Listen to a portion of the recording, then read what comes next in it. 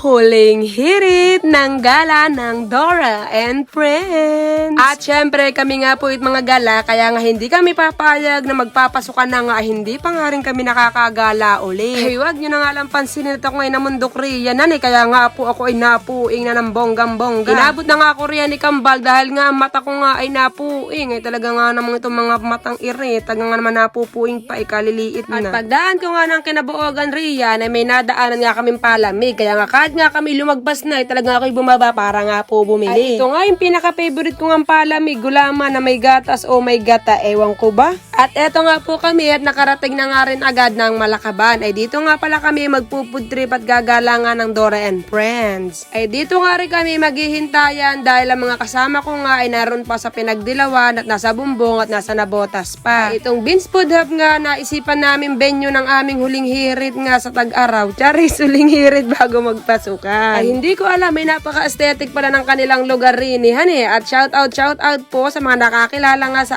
akin riyan. At shout out din sa mga nakapicturan ko. Talaga nga naman, bang gaganda nga ninyo tila nga kayo mga anak ko lamang. Ang una nga pala dumating dito sa may aming venue ay si Kaelia Salvador Villaflor at syempre ako si Tamok at si Judy Shari, kapatid vlog. Bago nga kami umorder riyan, talagang inantay nga rin namin na kami nga ay rumami. At syempre dumating na nga rin din si Ka-Freshness Maria Sofia. At dahil nga mga content creator nga kami, syempre kanya-kanyang video.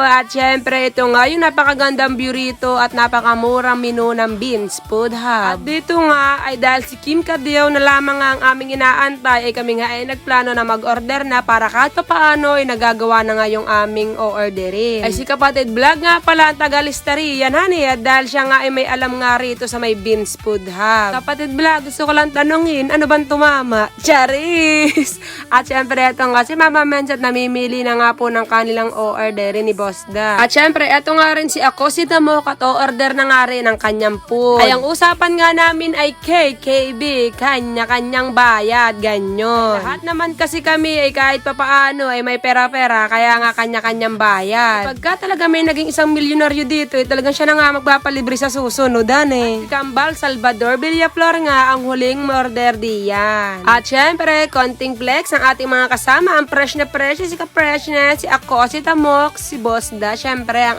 aking kasamaan riyan. Ay na, video ko ngayon at wala nga siyang kaalam-alam at ayaw nga talaga magpa-video kaya kung mapapansin nga ninyo, hindi nga siya nakikita. Ay diyan nga ay meron nga tugtugan ng Beans Food Hub at si Kambal nga ay naka-live diyan, kaya nga ako sumayaw-sayaw, ay tilabaga naman danceran, ay katitigas ang bayaw. At hindi nga nagtagal, ay agad-agad ay dumating na nga agad ang aming mga in-order. Ay syempre, content creator tayo, kaya video-video muna, mamaya na ang kainan Ay diyan nga ay talagang napakaingay nga talaga namin pagka nga kami ay nagkasama-sama. Ay talagang napakasarap bumalik nga dito at talagang favorite ko na nga yung kanilang shake na dark chocolate. Ay talaga nga namang ito nga yung babalik-balikan ko rito. Ay siguro, ay kung malapit lamang nga kami, siguro dadalasan ko nga ang puntahan kaso nga lang, halos ako'y nasa unahan ng Talim Island. At ang Beans Food Hub nga ay halos nasa dulo-dulo na nga dahil nga po sila ay Malakaban. At finally nga ay dumating na rin diyan si Kim Kadiaw at si Daddy Rob at ito nga po yung kanilang in-order. At pagkatapos nga naming magsikain ay talaga nga naman kami ay nagkwentuhan pa rin at kami nga po ay inaabot na riyan ng dilim. Ay talaga nga naman tila baga ay mga maghiwa-hiwalay. Ay kaso nga lang ay may laro nga sila, kaya hanggang dito na lamang po.